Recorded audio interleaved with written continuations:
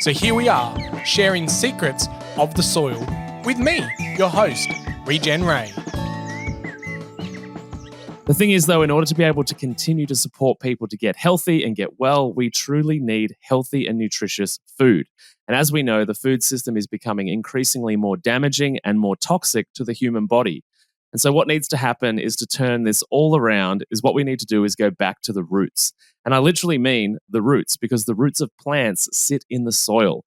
And the health of the soil directly reflects the quality of both plant and animal nutrition that we as humans eat. That's why I've got this absolute legend back on the show for the second time, a good mate of mine, Regen Ray. Ray was first on episode 151, explaining all about what regenerative farming is. Now, who is Regen Ray? Who is Ray Milidoni? So Regen Ray is a soil lover, fully committed to the development of regenerative farming models in Australia and across the world. He's been partnered with Farming Secrets to take their business into the next generation of online learning, launching the Soil Learning Centre during the pandemic.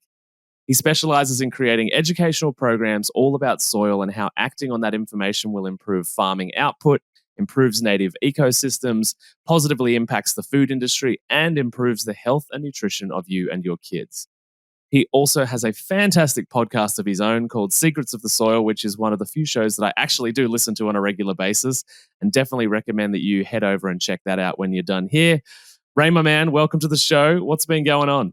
Hey, Matty, thank you so much. And hey there, soil lovers and healthy friends. I can't wait to unpack what we're going to chat about today. I've been really good, keeping alive. I'm glad to hear that. Unfortunately, our internet connection has not been great. We're giving this a go for the second time today. So I'm appreciative of your patience. But Okay. What's been going on in the world of regenerative farming that we need to talk about?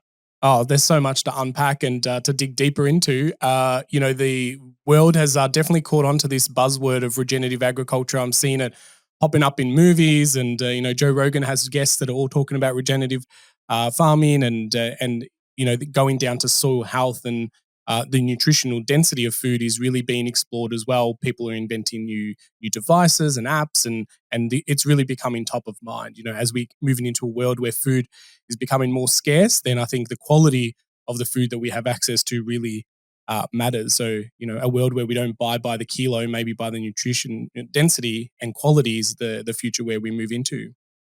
Do you think that creates the same challenge we've got now? Because the more nutrition in something, the more expensive it would be, right? And so only the wealthy can access it. But I guess it has a sort of a downstream effect of turning all of the food in the ecosystem becomes healthier anyway.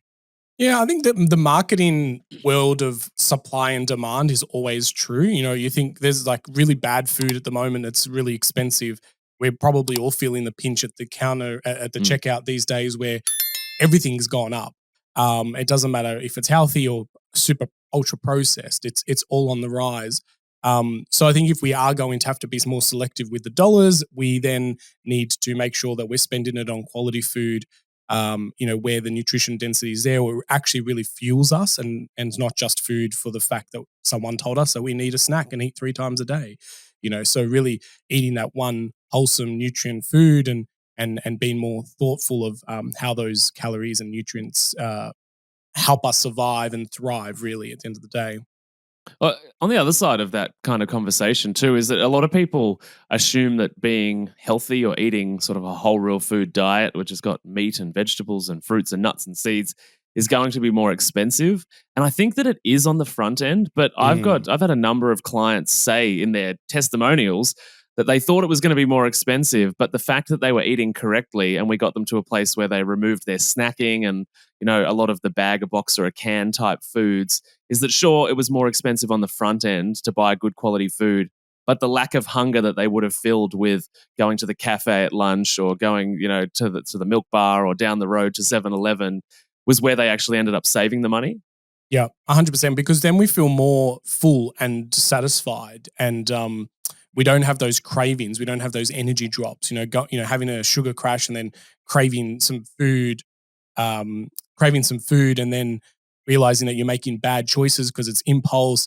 It definitely does add up. So having a pantry that's full of wholesome food, ready to go, is definitely the trick. If your food is detoxed and if your pantry is detoxed and ready with healthy foods, then you're always going to make really good choices.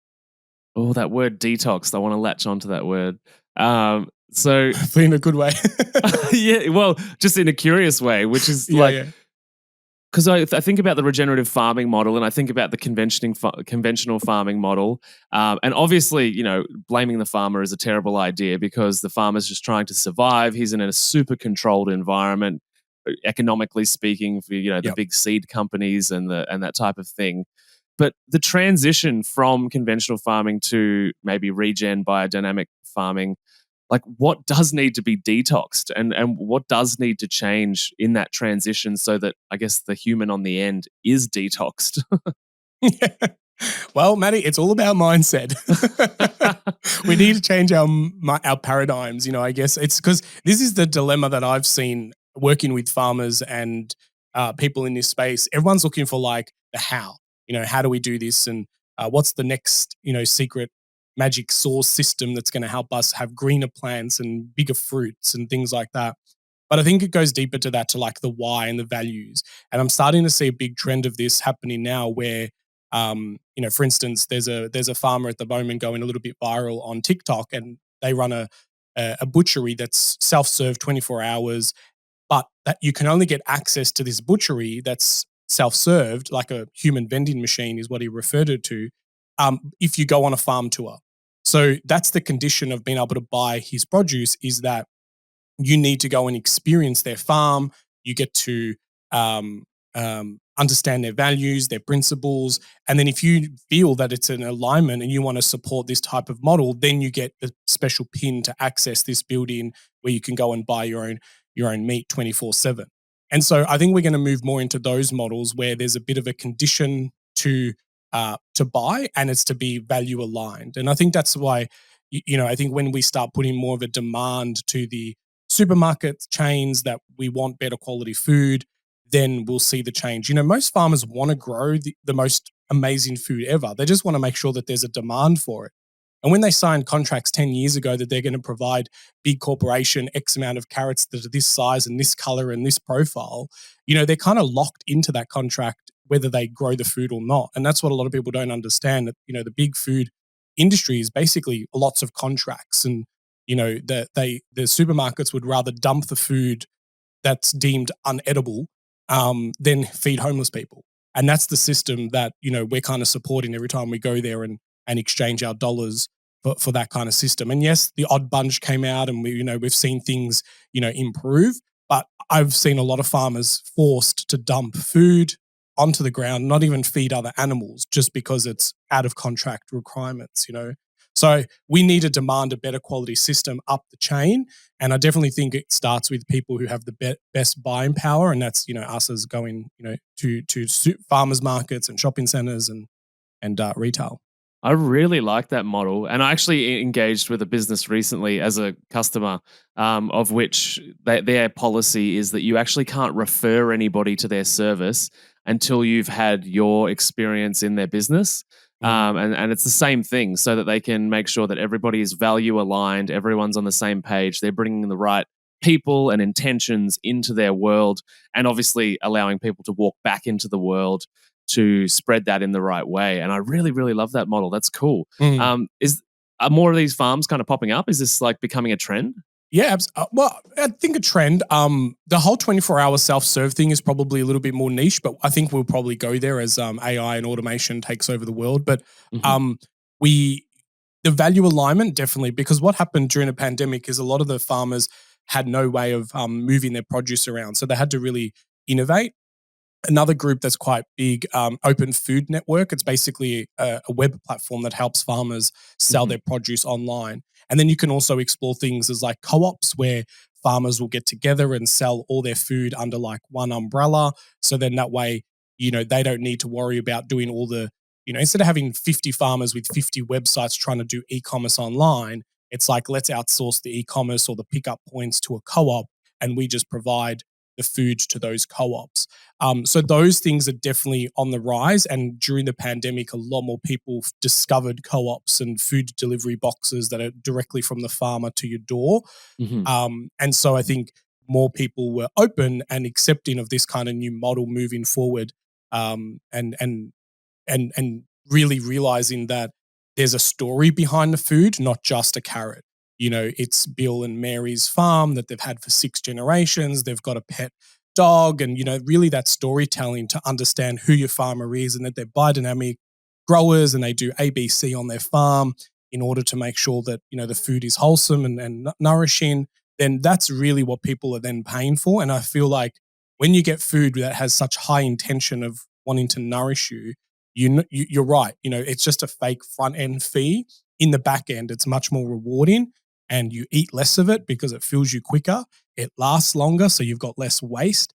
There's just so many positives that it ends up saving you lots of money if money's your metric. Well, totally, and I guess as you touched on it, this chapter of history seems to be getting tighter and tighter for people economically, and so and it's interesting too the definitions of unedible in some of those contracts. It's like not even remotely unedible. It takes a lot for a carrot to be unedible, and even the odd bunch isn't that odd. I know growing up, the carrots that we would pull out of the ground, and my mum and dad have always grown fruit and veggies at home, and there's almost like a little orchard now that it's been growing for 25 years. And yeah, the carrots don't look anything like the odd bunch. Yeah. They're way, way weirder than the odd bunch. Yeah, but even the fact that it's deemed unedible and it can't even go to livestock and stuff, like it's just crazy. That you need to basically, and there's been photos where people have been dumping avocados or they're like burning fields of wheat. Like you have to prove that it's been destroyed, and sometimes it even ends up in landfill. And then that's like dumping food in landfill is more of a methane problem than a lot of the cattle stats that we see out in the marketplace. And so if people only looked at the other side of the coin of the amount of food scrap that goes into landfill, and some of these farmers need to destroy their produce and dump it into landfill, there's so many more innovative ways or things that we could do. Even taking it to a compost facility would be more beneficial, where it's managed, decomposition, managed and using, worms and other things to break that down into organic matter that then's put back into the system, rather than dumping it into landfill or into open fields and just kind of letting it rot and methane gas, out. So food waste is a much bigger problem that we should be focusing on from a methane point of view. It reminds me of when I was about 17, 18. I worked at Woolworths, and when we chucked the produce and stuff and the bakery items into the bin out the back, we had to spray a chemical on them so that homeless people and whatnot could not take them out of the bin. Like they would get sick, and get really, really unwell. And it's like, that's just, that's tyranny at its best, right? Yeah. Yeah. Can't sell it. No one can have it, No profits attached to it. Yeah. It's such a broken system. The food waste, is a big problem. I went and visited a facility recently that's actually trying to help with the food waste problem, because a lot of the things that people don't know as well is that, like, if there's food remains around like a plastic packaging that is recyclable, it normally gets rejected because it's got too much food waste around it. Now, some of the facilities are better, but what these companies doing is they've got like a fly and a larvae, and it eats all the food, organic matter off the plastic. So then that way all the plastic can be more recycled.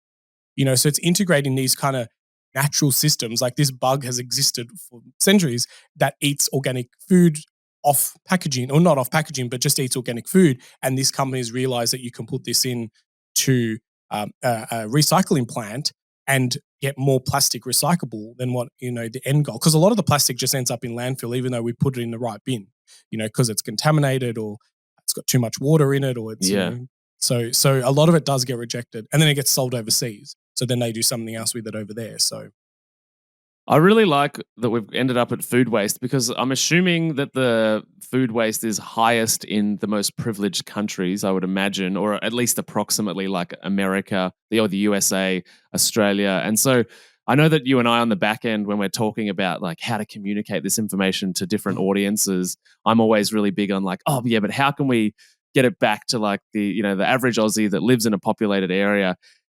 And I think food waste is a really important place to start, because we throw so much stuff out. Like it's just kind of accepted, that like you scrape your plate into the bin, at the end of dinner, just irrelevant of what's on it.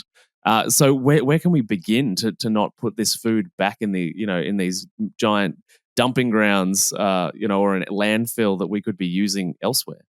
Yeah, there's so many fun things that you can do and very helps you be more connected with the amount of waste that is created. So there are a lot of initiatives now. You can go to websites and buy things known as bokashi bins that sit on your counter, and you pop your food and even meat and so forth can go into bokashi bins, and you get this little spray bottle that puts and like it's a biostimulant. It's got like bacteria and microbes in it that helps start the breakdown of the food.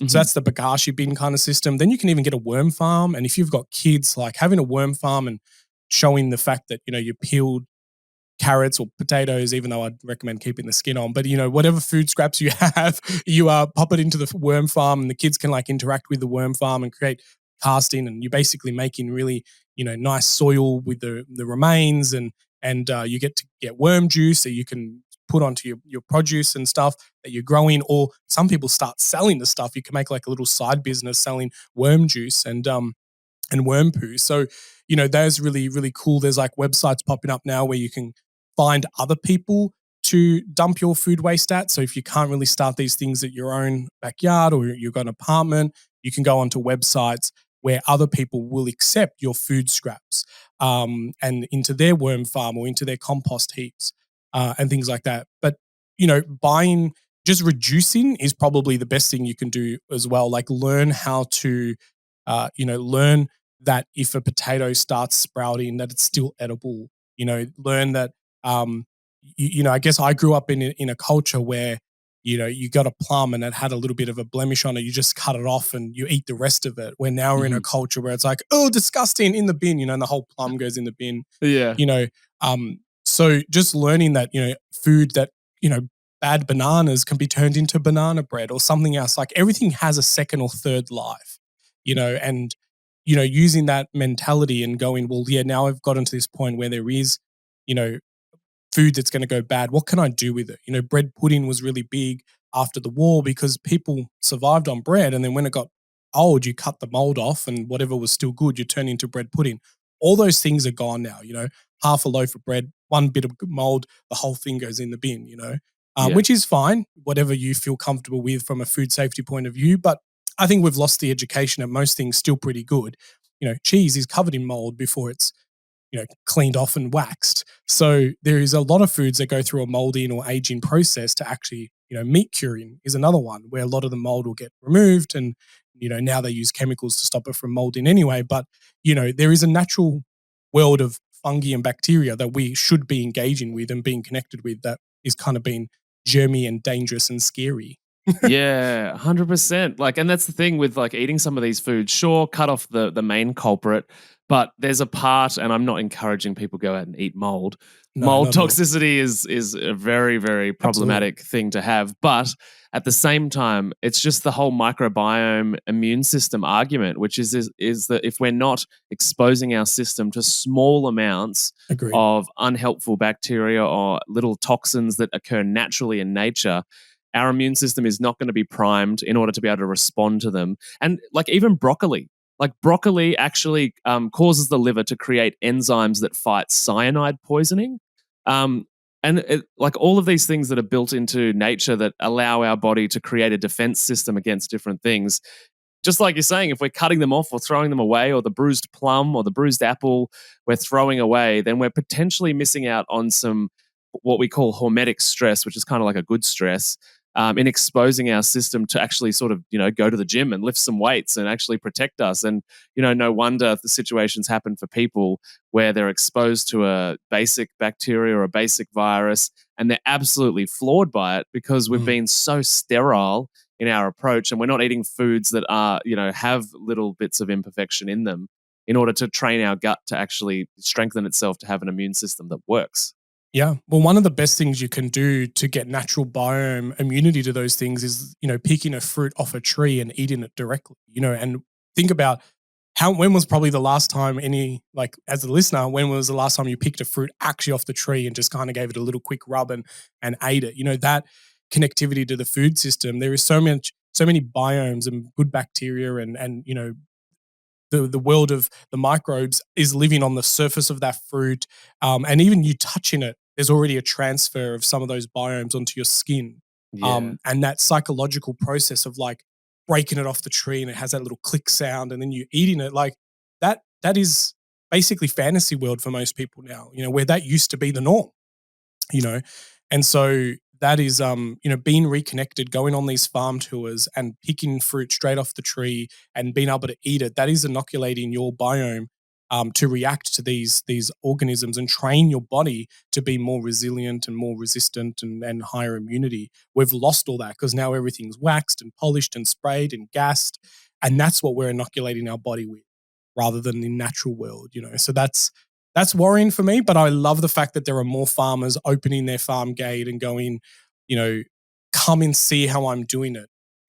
Do we align on values and principles? And if so, let's do business together.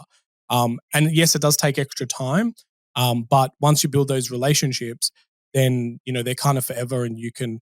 There's even models now, what's known as a community supported agriculture, where you actually give your money to the farmer before they even grow the food. So you get a percentage of what they grow rather than just kilos in a box. So there are a lot of models that listeners can listen to and engage with to get better quality food and support a more local food system rather than the big ag extra miles. I was just thinking then, as you said, the fact that like it takes a little bit of effort or it takes a little bit more time in order to go about these sort of inclusive farming models as a consumer or as somebody that wants to collect food from these farmers. I was just thinking, some people listening are possibly already in a place with their family and themselves where they're suffering enough to understand the value of this stuff.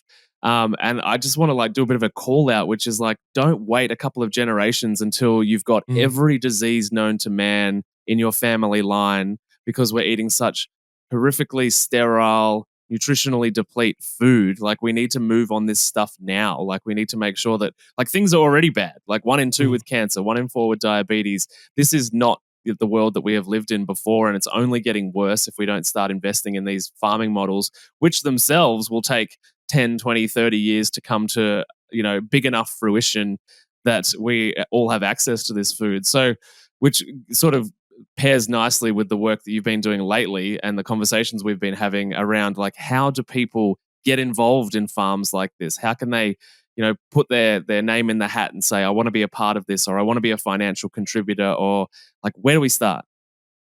Great question. Lots of many options. So, Open Food Networks is probably one of the ones that I always remember because it's easy. And that's a whole directory of farmers who are listing their products on there. Farmers markets, Google when your local farmer market is on. That's probably the best thing because you're literally walking down the road or down in the suburb. You're meeting other neighbors, people from your school communities, things like that. It's much more rewarding when you bump into someone at a community, at a farmers market. So finding where your local farmers markets are being held, and again, that's quick Google search. There's lots of directories. Exploring community supported agriculture, also known as CSAs. That's a little bit more difficult. I know some farmers have 5 to 10 year waiting lists for people to join their CSA. Wow. So a butchery in Victoria has a 10-year waiting list for their meat, basically. So that's kind of like the demand that is on one side, but then they just can't deliver because they're small scale and so forth. So that's another option. But really, it starts in your own backyard or on your balcony. If you can grow food, even if it's not successful, just learning the art of growing food in your own backyard. There's just there's a lot of school programs now where kids are starting to grow food and they're cooking their own lunch, and I think it's awesome to see that happening. And schools have a huge opportunity because they've got so much unused land. Schools are just this big block. There's different zones and buildings, and there's so much underutilized land. So, being able to start growing programs in schools and teaching younger generations who then go home and share those stories with their parents. And look, I made, broccoli and cauliflower, whatever. And the parents are like, what? You ate broccoli? Because it's like they wouldn't eat it if it was just put on a plate. But the fact that they grew it and they picked it, they watered it, they nurtured it, there's such a better connection to that food that now it's not that they're eating yucky broccoli, they're eating something that they grew themselves and watched grow. And so if we can start that in our own backyard, and I purposely say balconies as well and little herb gardens, because it doesn't matter how much small of a footprint you have, doing something is better than nothing. During the pandemic, I was in an apartment and I did a permaculture course just to challenge myself to go, what could I do as a permaculture person in an apartment in a level 21 of a building? And there was lots that I could have done, because it was mindset. It was about decision making, not necessarily having a plot of land. So those are the things that I think people can do, and just talk to the farmers. How do you grow things like, farmers love talking and yarning, especially on a fence post. So, at a farmer's market, you normally do have the farmers themselves, their family, they're selling the produce. So that's the best way that you can open a conversation and explore the way that they're farming. And like for complete novices that are like, how do I talk farming to a farmer? Like, what are 2 or 3 question examples that you could give to people to be like, what's a good question to ask that's, like novice level kind of conversation? Yeah, so I think finding out whether someone's like a first generation farmer or like they've got, farming's been in their world for a longer time, is always interesting for me. And it's more for the opposite answer. So if someone said, oh yeah, the farm's been in a family for 7 years, I'm like, 7 generations. Like, then I get a little bit more worried because I'm like, those type of farmers tend to do things the way that their grandparents always did it and their parents did it. So once I know how long, change, less likely open for change because they're like, well, we've done this for 7 generations. Why would we change something now? I'm not saying that's true for everyone, but it's the first generation farmers who have discovered that there's this amazing way of growing food that I find to be really exciting, and just driven because they understand like the entrepreneurial spirit. They understand startup world. They're kind of go-getters and they're just doing everything they can to improve the soil health and keep it covered and protected. And so I just feel like there's a better buzz from those. But not saying that, older generations don't change as well. It just takes a little bit longer.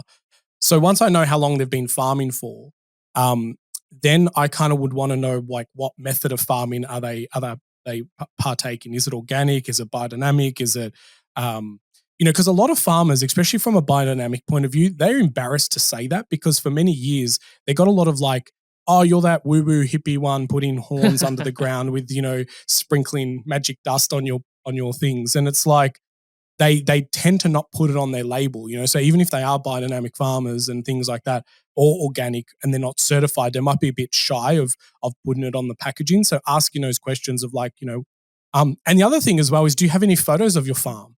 I think that's really one that farmers get really excited about because they normally pull out the photo and they're like, look, this is the back paddock and this is when it flooded and this is how we recovered. And so then you start hearing the story and you think, wow, look at all the amount of work that went into getting it from that flooded field back to production. And so those type of questions, photos, what type of farming, how long you've been doing it, and don't dismiss young farmers as not being qualified enough. In fact, you need no qualification to become a farmer. You could wake up today and go, I'm going to go buy 1,000 hectare land and I'm going to be a beef farmer, and you have zero experience and you're fully legally licensed to do so.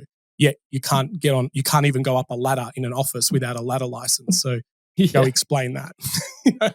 That's good. That's good. I think those questions are really good. And as well, maybe for those that aren't sure or have seen it in the supermarket or at the market, where does biodynamic and regenerative, where are they in the sort of hierarchy of statuses for farms?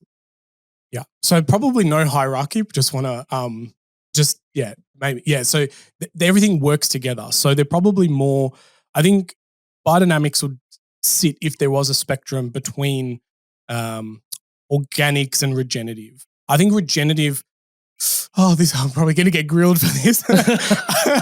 Soundbite for TikTok. Yeah. Don't grill me, farmers. I'm trying to help you.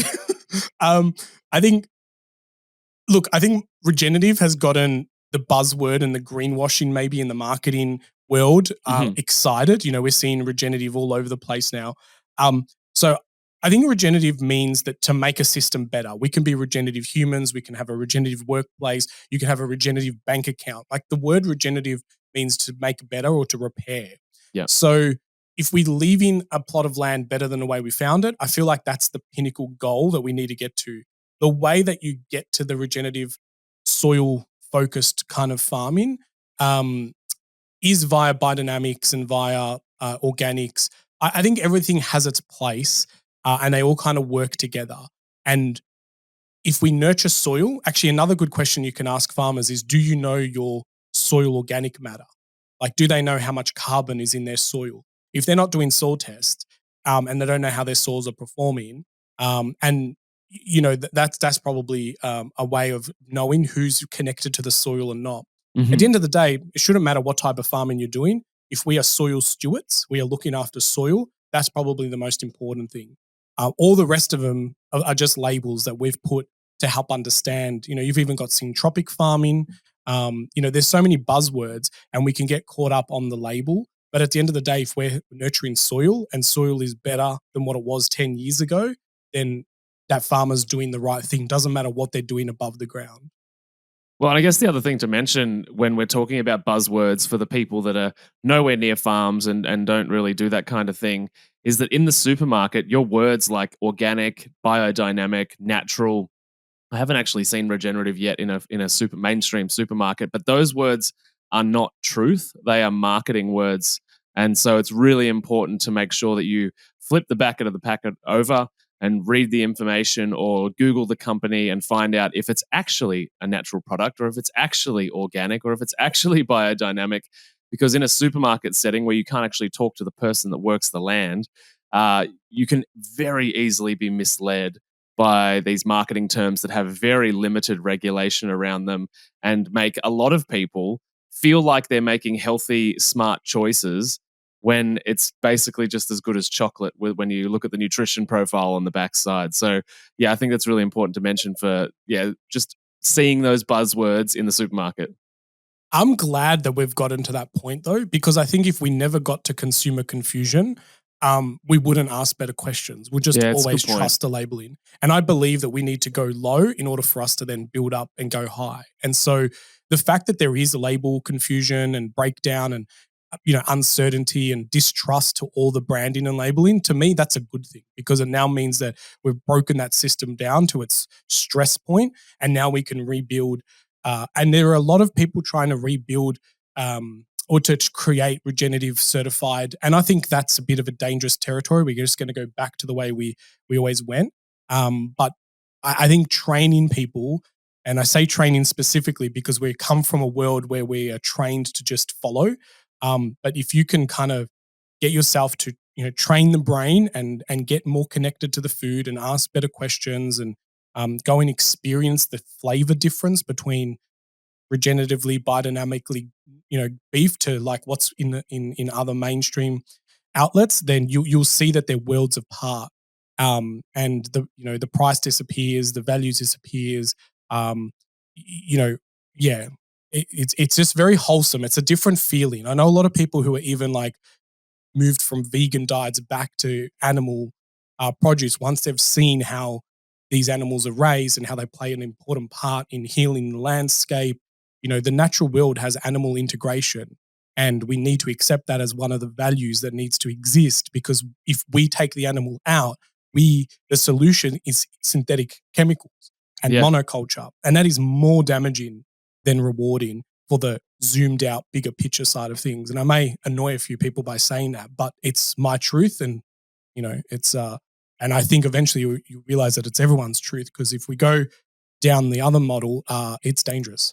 Yeah, it's my truth too. And I'm really passionate about talking about exactly what you're covering right there, which is that, I mean, not even plants themselves are vegan. They require, poop, and they require the death of animal carcasses to fertilize the soil. And so it's like, if we sit all high and mighty on, we don't have anything to do with animal death. And it's like, well, how did the soil get nutrient rich? Animals died, right? And so that's the kind of soil we need in order to create healthy plants for you to be able to be vegan. So, we live in a world where And I think as well, we forget we are animals. We think we're kind of like this totally removed idea of some kind of species that's the overlord of the earth, but we're actually just part of the ecosystem. We've just gone about the way that we run ourselves a little bit differently, and maybe that's due to brain size or consciousness or whatever. But we Ego. are part of the ecosystem. We are just another animal in the ecosystem. And Mm. human death equally fertilizes the soil.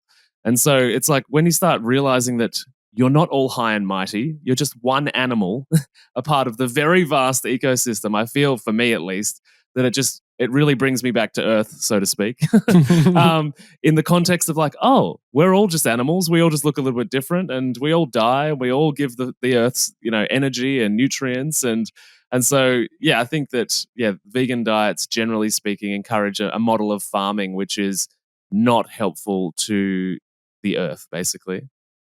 Mate, if people would actually get off their voice boxes and go onto these farms that are monoculture, the amount of death that is actually there to save 10 cattle, you're killing in monoculture, bugs disappear, worms disappear, bees disappear. Like, there is so much death in the vegan model that's just hidden. Hidden because the soil depletes. Long term, we will possibly cause extinction to ourselves because, as you said, we are part of that animal world, going too deep down that way. Now, there needs to be a balance, and I agree.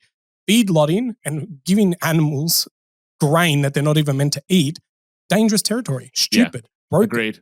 But it's our demand that shelves need to be stocked every time we walk into a supermarket that's caused that model.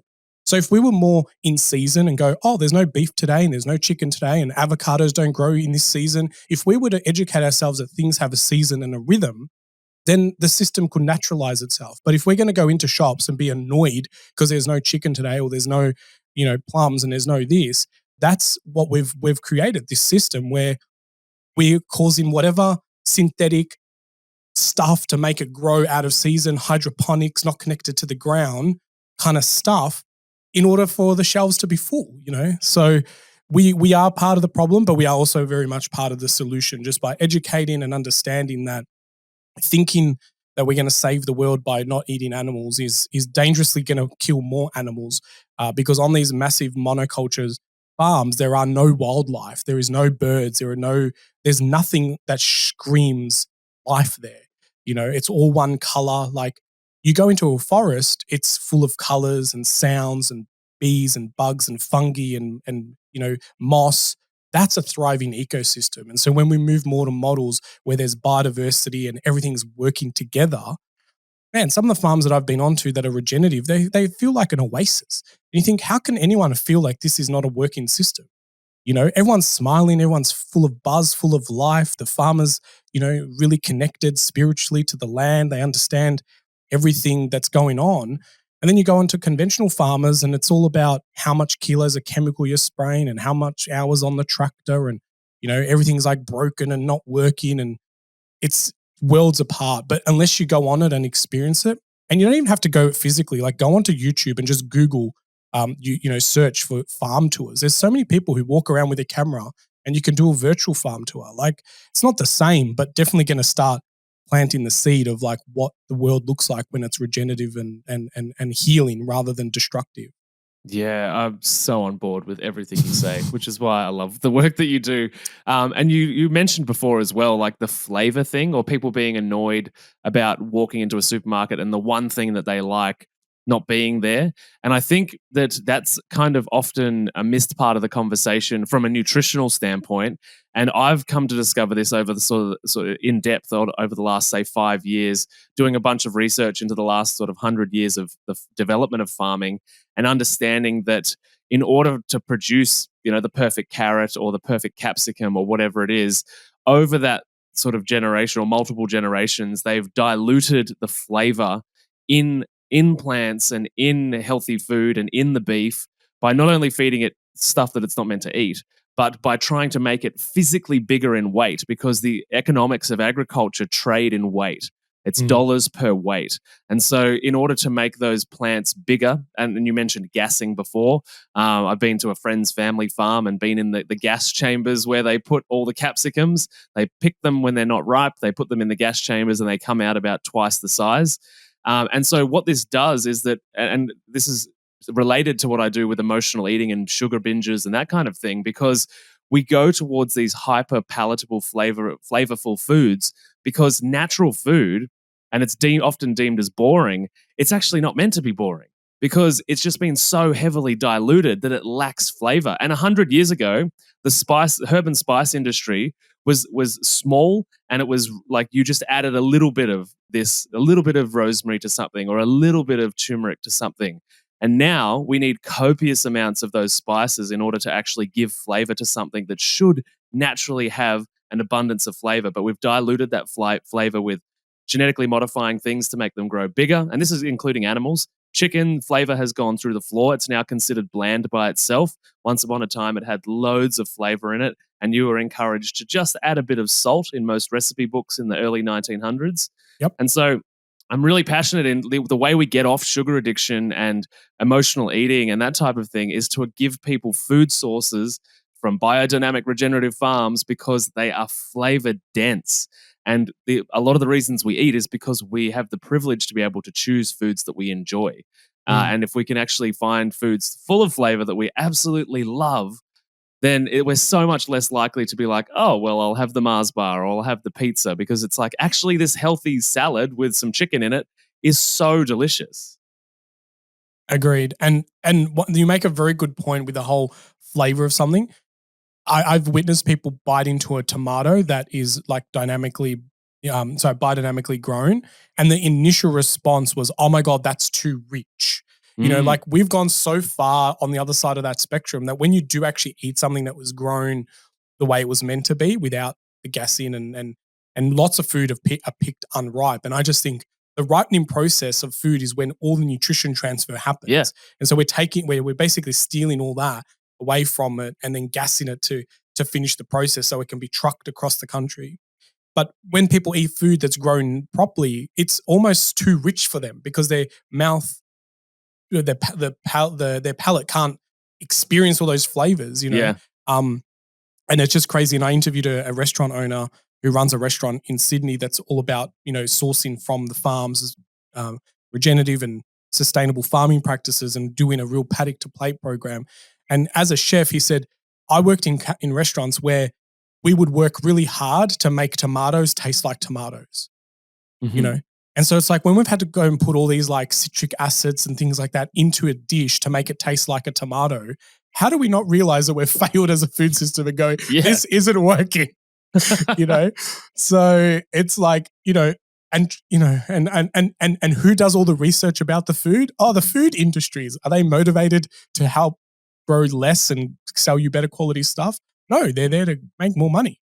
Even if that means that they sell you a depleted tomato and then, you know, have all these other things that you need to add into them, and like thickening agencies and gums, just to give you the consistency of what a tomato should be, because it's lacking all that naturally. It's like, oh my goodness, how have we gotten here? Totally. Well, and from a nutritional therapy standpoint, like a lot of people sort of say, oh, you know, I should take supplements because, you know, the food doesn't have the same kind of nutrition that it has in it. And sure, that's an option, but the supplements also have to be sourced from somewhere. Like that, it doesn't just come out of space, you know, from Jupiter and just, you know, populate. We still have to farm often the ingredients in some way to extract those ingredients into the supplement for you to be able to take it.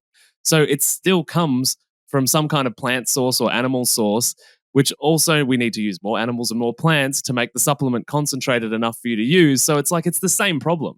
It all comes back to the nutrient density on the farm. And plus, if you eat the actual food, it comes with all of the cofactors and the enzymes that you need to pull the nutrition out of that thing, rather than having, you know, just a hyper concentrated single nutrient that doesn't have all the cofactors it needs to be absorbed. Anyway, I'm going to get off my soapbox right now. No, you took the words right out of my mouth, because it's the many parts that make the whole. You know, just taking the vitamin C out of an orange and saying I'm having vitamin C, I don't need to eat oranges. Yeah.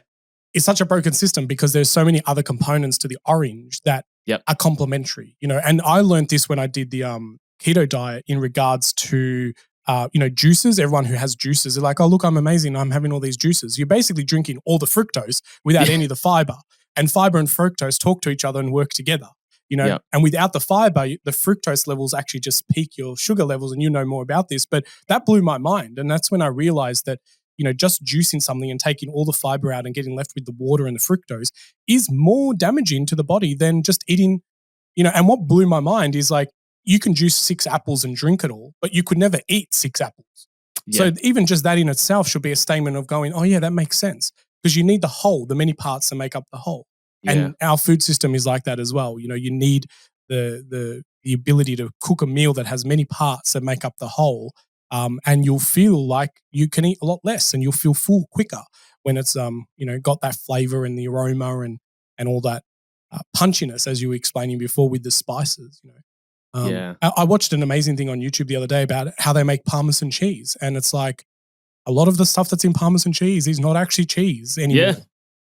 It's all these flaky things just to make it look and feel like Parmesan cheese and cheese flavoring. Well, there's a group of cheeses that are in the shelf on the mainstream supermarkets that have different names, like Kraft Singles, that they're legally not allowed to call cheese because there's not enough cheese in it. Like, yeah. It's like, hang on, isn't this being sold as cheese and you can't even call it cheese? But if it looks like cheese, if it looks like cheese, smells like cheese, it's not cheese. And that's the thing, like this is where consumer education, and I say, being a conscious consumer, and a lot of people don't like the whole word of being a consumer. And it's like, well, own it. Like you're either consuming or producing, and so if you don't like it, let's start with that. Maybe we need to work through the fact that you're misleading yourself to think that you're not a consumer. Yeah. But being a conscious consumer where you can go through the supermarket or go through a farmer's market and be conscious about the way that things are produced and ask questions and, has this got this additive or has this, do you have this type of, even asking farmers why they choose not to be certified organic, even though they are organic. And you realize that, there's a lot of farmers who don't want to be certified organic because they believe, and they probably are, what the joke in the industry is like organic, where they're even better than organic, and they don't want to limit themselves based on the labeling because then they can't do certain things because it's outside of the framework. And so there are a lot of farmers out there that are growing better than some of these labeling and certification models, just that they choose to opt out of those programs because you got to pay to play, and some farmers don't want to spend thousands of dollars getting the tick that then actually limits what they can and can't do and what they can and can't say. So understanding that that's how the system works, then you can make better buying decisions. So yeah. Man, love this conversation, and I know that everybody's loving it too because people listening to this show obviously are on the same page. And so I just want to let everybody know Secrets of the Soil is Ray's podcast. Get over and check that out. It's amazing. And where can everybody find you and all of your stuff online? So yeah, Secrets of the Soil podcast is the main thing to hang out with me. I am in a process now of moving more into a system where I'm helping regenerative farmers. So if you are someone who is running a regenerative business or a business that leaves our planet better off than the way that we are, reach out. All my social links will, I'm sure, be around this video and audio. But I really want to work with farmers and business owners who are regenerating our planet. So, I'm very good at marketing and business and operations. And so I want to really work with more people at that level. I realized over the last few years that a lot of farmers have untapped potential in what they're trying to do. They just don't know how to market themselves. They're busy on the land. And so, being able to be that bridge that helps people get their marketing in order, being able to, reach more people, set up e-commerce, all that kind of jazz, all the boring stuff that they don't want to do, that excites me. But it's not just farmers. There's a lot of regenerative businesses out there that are supporting farmers, whether it be education or hosting events or running farm tours. I think all those businesses are really, really exciting to hang out with more. The podcast has lots of conversations from, growing in your own backyard all the way up to like large scale farmers and a peek into the world of what that is. Yeah, amazing. And just as you mentioned, your links will be down in the show notes below. So for anybody that wants to get involved, which you absolutely should in Ray's work, head down there and click the links. And also, as was mentioned through the episode, look into the Open Food Network, look into food co-ops, look into ways that you can reduce your waste, your food waste. and start, I guess, if you've got kids too, educating your kids on where food really comes from by heading down to the local farmers market and having conversations with real humans that work the land. So if you've enjoyed this episode, please share it with a friend, a family member, anyone that you think needs to hear this stuff or wants to be a part of this healthy new world that we're creating here. And be sure to tag us both on social media. So again, our links will be down in the show notes. And to wrap up, Ray, what is one thing from all the stuff you've learned about, what is one piece of health information that you wish more people knew about? It all starts with soil. Like, we've spent way too long looking at deep oceans and Mars and the moon and the sun, and we never stopped to just look to the power that's beneath our feet. And there is an amazing world of fungi and bacteria and mycelium network really working really, really hard to ensure that we thrive as an animal on this planet. And it's about time that we started learning more about soil and appreciating its power. And so I encourage everyone to get out there and explore the wonderful world of soil. And some amazing research is coming out with antidepressant smells and fragrances, and touching soil can really help reverse a lot of the damage that's happened.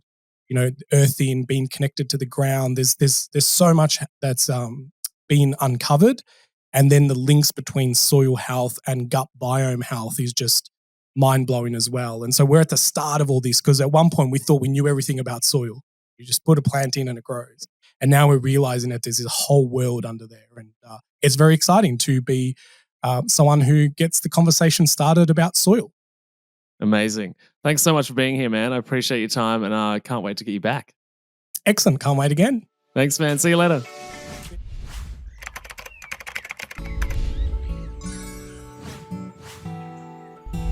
Well, soil lovers, that's enough secrets for one episode. I really hope that you enjoyed all the secrets shared during this conversation. But hey, let's not keep it a secret. Please share this podcast around and make sure that you like it and leave us a review, because that really helps spread the secrets of the soil. Until next time, remember, get outside, get your hands dirty, and keep digging deeper into your soils.